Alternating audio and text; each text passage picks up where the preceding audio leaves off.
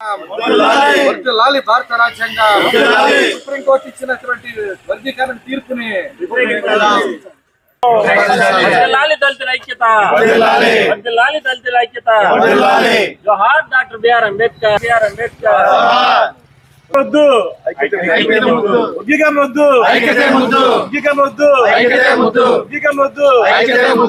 నెల ఆగస్టు 1వ తారీఖున మన సుప్రీంకోర్టు వారు ఎస్సీ వర్గీకరణకి తీర్పుకి అనుకూలంగా తీర్పు ఇవ్వడం జరిగింది. మరి నిజంగా చాలా బాధాకర విషయం. ఎందుకంటే మరి భారతదేశంలో మరి ఎస్సీలు ఐక్యంగా ఉండాలని చెప్పేసి రాజ్యాంగంలో పొందుపరిచిన అంబేద్కర్ గారు ఆలోచనకు వ్యతిరేకంగా రాజ్యాంగానికి వ్యతిరేకంగా ఇచ్చిన తీర్పు అది.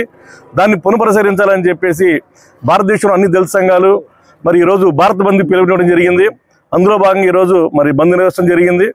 మరి సుప్రీంకోర్టు వారు కానీ అలాగే కేంద్ర ప్రభుత్వం వారు మరి సుప్రీంకోర్టు ఇచ్చిన తీర్పుని పునఃపరిశీలించాలని, అలాగే ఎస్సీ వర్గీకరణని దానిలో ఇచ్చిన క్రిమినల్ విధానాన్ని రద్దు చేయాలని చెప్పేసి మేము డిమాండ్ చేస్తూ ఉన్నాం. దీనివల్ల ఎస్సీ ఉద్యోగులు కానీ లేదా ఎస్సీలో ఉన్న వ్యాపారస్తులు కానీ వాళ్ళ పిల్లలకి ఫ్యూచర్లో అసలు రిజర్వేషన్ లేకుండా పోయే పరిస్థితి, హక్కులకు కోల్పోయే పరిస్థితి ఆ తీర్పు వల్ల.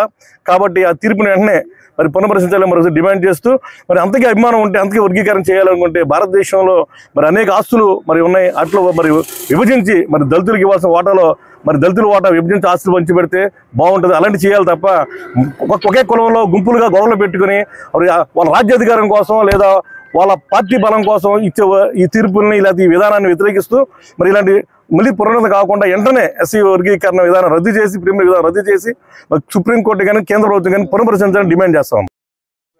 ఎస్సీ వర్గీకరణ అనేది రాజ్యాంగ స్ఫూర్తికి విరుద్ధంగా ఉందని దళితుల సోదరులు వారి పట్ల వారి మధ్య విభేదాలు తీసుకొచ్చే విధంగా ఉన్నది. కాబట్టి దళితులు ఐక్యతగా ఉండటం కోసం మాల సోదరులందరూ దేశవ్యాప్తంగా ఈ యొక్క ఉద్యమాన్ని చేపట్టడం జరిగింది. బంద్ని విజయవంతంగా నిర్వహించడం జరిగింది.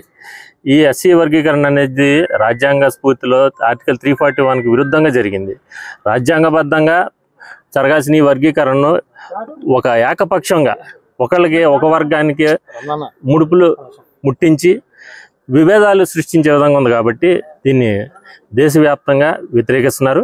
అంతేకాకుండా ఈ క్రిమిలేయర్ అనే పద్ధతిని వల్ల దళితుల్లో అభివృద్ధి పోనిచ్చి వాళ్ళు అధోగతికి వెళ్ళే స్థితిగా కనపడుతుంది. కాబట్టి దాన్ని కూడా పునఃపరిశీలించి దాన్ని నిర్మూలించి ఒక దళితుల అభ్యున్నతికి ఉపయోగపడే విధంగా ఒక ఆర్టికల్ని తయారు చేసి అందరికీ దేశవ్యాప్తంగా ప్రయోజనకరంగా చేయాలని కోరుకుంటూ ఈరోజు వర్గీకరణకి వ్యతిరేకంగా భారత యావత్తు దళిత సంఘాలు వర్గీకరణని వ్యతిరేకిస్తూ ధర్నాన్ని చేపట్టడం జరిగింది.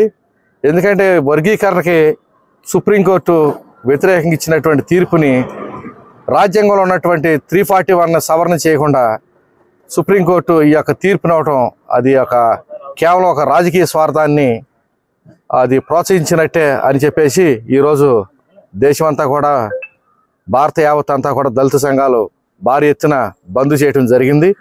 కేవలం రాజకీయ స్వార్థం కోసం అన్నదమ్ములా కలిసి ఉన్న మా దళితుల మధ్య చిచ్చు పెట్టడం అది చాలా ఇబ్బందికరమైన విషయం.